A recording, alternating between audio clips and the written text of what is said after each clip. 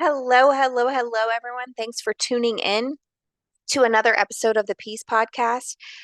This one is about emotional outsourcing. And I know that I say all the time, this is one that is near and dear to my heart, but um, I think I just feel like that every week because every time I land on a new topic, I'm like, oh my gosh, this one.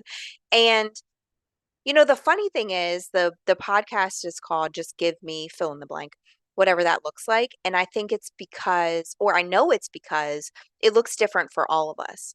And what I'm finding is that, yes, peace itself looks different for all of us, but there are universal situations and um, I guess just circumstances that we're all dealing with that I feel like they're not as talked about as they should be. And I often think when I hear something that relates to those big uh, topics, I often think, I wish somebody would have said this to me when I was like 22.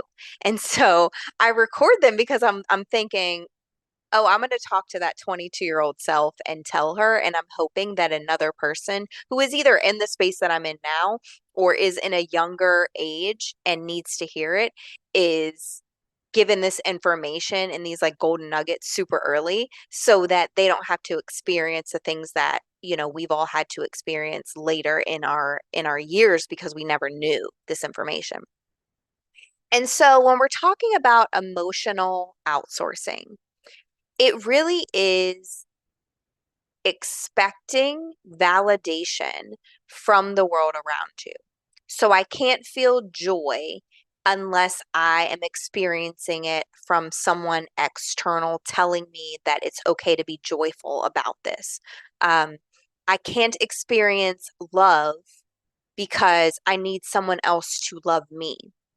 I can't experience any type of real positive experiences and happy emotions because I'm waiting for somebody to fuel those into me, and then my actions will follow based on that.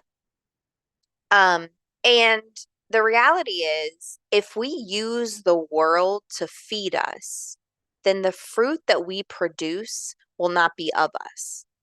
So when you think about the circle, even your closest people who are great sources of motivation and inspiration and just people that you know that you can go to, their lives still aren't producing the same results as yours because they're not supposed to, because they're them and you're you. Now, they do provide a benefit to your life, which is why you have them there. But the fruit that you're supposed to bear comes from you. And if you're fueling yourself with the validations of other people, then there's no way that you can bear the fruit that you're supposed to bear as a result of that, because it's going to be tainted by the opinions, expectations, even conditioning of other people. That's not to say they can't support you, but it's to say that those ideas and those plans and action have to be yours because the thing that you're producing is yours. So, in order to produce that fruit, yes, you can accept influence, but you can't let anyone else be the sole source of fueling you to get to that fruit. Because if they do, the fruit that you bear will not be what it's supposed to be. So, when we're thinking about emotional outsourcing, something that we tend to do when that is our goal is to get that validation and other people to feed into us is we perform for lovability. And so I can tell you right now, my top three friends and people that I talk to, I can tell you usually what they need from me when we get on the call or when we get on a Zoom or whatever it is. Um, but that thing is naturally inside of me. It's not something that I'm performing to be. So I'm a naturally supportive person. I joke all the time that that song, like Cheerleader. Oh, I think that I found myself a cheerleader. You know that song? Like I joke all the time that that's like me because it is naturally in me to like woohoo someone or jump up and down when they, you know, get a win. That is in me. When my friends call me, they know they're going to get that from me. Do they call me just for that thing? No, but they know that's what they're going to get from me. I know exactly not who, what I need to give them, but it's all naturally, innately in me. I also know exactly what they're going to give me, and it's naturally, innately in them. So I can have conversations with friends on a Monday, and that conversation can be something where we're both taking notes from what the other person is saying because we're feeding into each other, which is different than having to perform to be loved. So when my friends call me, they know that they can show up as their authentic self. And if that authentic self is, sweatpants, chilling with no makeup on, then that's what we're doing. Like, I'm not going to judge them or think that they love me less because they didn't show up in their Sunday best. We're not performing for each other, we're experiencing each other. And because of that, we don't look for lovability from that person because we already know that they're lovable because we chose them to be in our space. I'm hoping that this makes sense. So if you're intentional about the people that you put in your space, you're not looking for lovability in them and they're not looking for that in you. So there's no performing that's happening. You've put them in your space because you know that they're your people and you have something to offer them and they have something to offer you. And sometimes that's just giving you the space to exist as yourself because the world doesn't do that. But when you're emotionally outsourcing, you're looking for people to perform for to make yourself feel lovable. Now, I could say something really stupid in those conversations, and one of those friends could correct me, and I would feel no less lovable than when I got on the phone call in the first place. Why? Because I'm not saying the things I'm saying to perform for them to love me. I'm saying what I'm saying that's naturally popping into my head, and we're having that conversation. And they love me even when I don't say the thing that they might need. They love me even if what I'm saying goes against what they really think. We can have a conversation about it. But when you're emotional outsourcing, in order for you to feel love, you need those people to tell you that you're dope. You need those people to tell you that X, Y, and Z are your best characteristics. We naturally do that in our conversations, my friends and I, because we're the type of people who want people to know how we feel, think, and love them. So we're going to tell them those things. But we don't use the other person to get that feeling about ourselves. So if you have that feeling of self-love, you don't need anyone around you. Yes, it feels good to be loved by other people, but you don't need them to love you and tell you that you're lovable because you believe it to be true without them.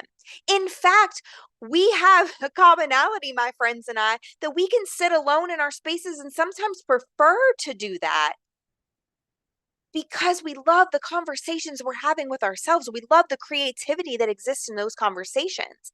And if we spent all of our time outsourcing that love, we would never have space to be creative and produce and put the words into the world that we're put here to put into the world. And so there's something freeing about not having to get love to feel loved. There's something freeing about not having to perform around the people that you're around in order to feel loved by them. There's something freeing about just knowing that you're lovable without anyone else in the space. Second thing is that oftentimes when we're emotionally outsourcing, we become afraid to fail. right? Because we think if I fail, people are going to think that I'm XYZ. And it's perfectionism, truly. It's like, I have to be a perfectionist so that this person won't critique me the way I already critique myself. There's the real big point here. I'm already critiquing myself so much that I can't handle a criticism or even feedback from someone else because of the voice and the narrative that's in my head all the time. That script that's playing, the internal dialogue that's playing is so critical that I can't handle when someone else does it. So, in an effort to keep that from happening, to keep the criticism and feedback at bay, I'm going to not take risks. I'm going to not put myself in a space where I could fail because I don't want other people to judge me. But what if, I mean, this is just a thought. Maybe it hasn't come to your mind, but what if failing is not as dangerous as being stagnant? What if failing is an opportunity for you to make a decision? What if you try something and you fail, and that is the catalyst to making a decision of moving this way or that way in the fork in the road? And that thing leads you to whatever it is that you're supposed to be doing.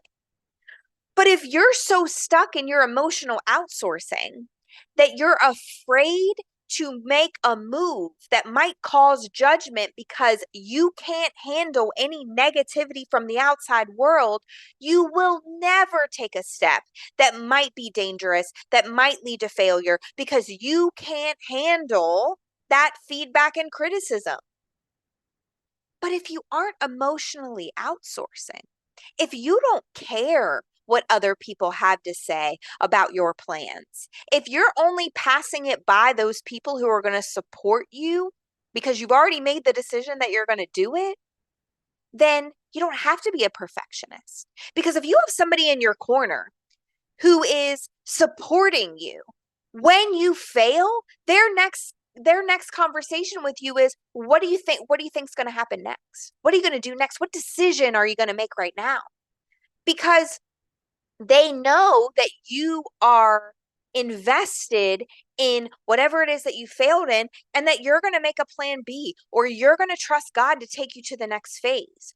But if you're emotionally outsourcing it, especially if you're around the wrong people and you're looking for their validation and you don't make the move because you're too afraid, and if you do make the move and you make a mistake, they're in your ear telling you, I told you that was going to fail, or, well, I guess you can't do that now, etc.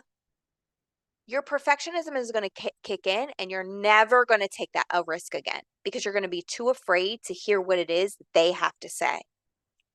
I would so much encourage you to change your own internal dialogue because it fixes those two problems. One, if my internal dialogue is positive, can't nobody else tell me anything because I already know what God's told me, and I already know the truth, and I believe that to be so. If my internal dialogue is positive, I can hear feedback and criticism from anybody around me, and it doesn't shake or move me because, okay, cool, that's what they think.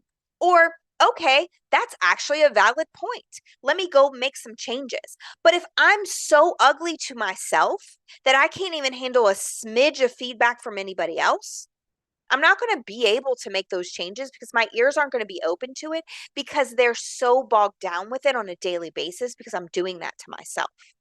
That's why I have to emotional outsource. That's why I have to be a perfectionist, and for people to be for people to approve of me, because if I don't have their approval, then I don't feel good about me, and I'm going to continue to walk in that feeling and fear of not being fear of rejection, and continue to be a perfectionist. But if I'm not emotionally outsourcing, if I don't care what those people think because I already know that perfectionism doesn't exist or perfection doesn't exist, and I'm willing to make risks or take risks and make moves, I'm not going to care what they have to say. And the last thing is that your feelings are your fuel for your actions. So if you're allowing other people, you're emotionally outsourcing. So you're allowing other people's thoughts and behaviors to create your feelings. then guess what's going to happen to your actions? You literally become a puppet of the people around you. They are a puppeteer and you are a puppet because you're using your feelings to fuel your actions. And when your feelings fuel your actions, but your feelings are coming from other people, they're not coming from alignment within you, then your actions are going to be what they want from you. And this is why manipulation works so well, because people know, oh, she has a big shame um, con- concern. And so I'm going to use manipulation, because if I use manipulation and shame, I can get her to do whatever I want her to do, which is why you can't emotionally outsource those things. Your actions have to be in alignment with your feelings and who you know you are and who God says you are. And if you're letting other people's opinions of you and feelings toward you create your own feelings about yourself, then your actions are going to follow and you're literally going to be behaving in the way that appeases them so that their life is more comfortable with you in it. So I really like if you've listened to no other episode, please let this be the episode that resonates with you, because I'm telling you that if you start to seek your own self-love, seek your own self-validation, seek your own alignment with God, nothing that anyone else says about you can shake you or move you, and you begin to live this life that is so in alignment with the truth that it is baffling. You don't question yourself. You don't question your next move. You don't question if God is really speaking to you, because you can hear him now, because your brain isn't so muddled with all of the opinions of everyone else. So if you hear no other podcast, please hear this one. You are better than emotionally outsourcing. You are your own being who deserves to just be and be lovable. And you can tell yourself that about you, who deserves to fail and make mistakes and not have to exist in a perfectionist mentality, and who deserves to understand that if the people around you can make you feel things, then you're living a life that they want for you and never one that's in alignment with you. So I encourage you to really sit and wrestle with that for a minute so that you can live the life that you're supposed to be living. Thank you for tuning in. Again, if you have not listened to the free webinar, it is linked in the show notes. And if you are finding yourself trying to heal from a toxic relationship and you want peace, this webinar is for you. Go ahead and listen to it. The link is again in the show notes, and it's on all my social media sites. I would love to see you there. And if you don't already, follow me on all social media sites as Carrie Nicole, and my YouTube channel, and the Peace Podcast that's on Spotify, Apple Podcast, and also on YouTube. So thank you guys again for tuning in. I appreciate you all, and I'll see you next Monday.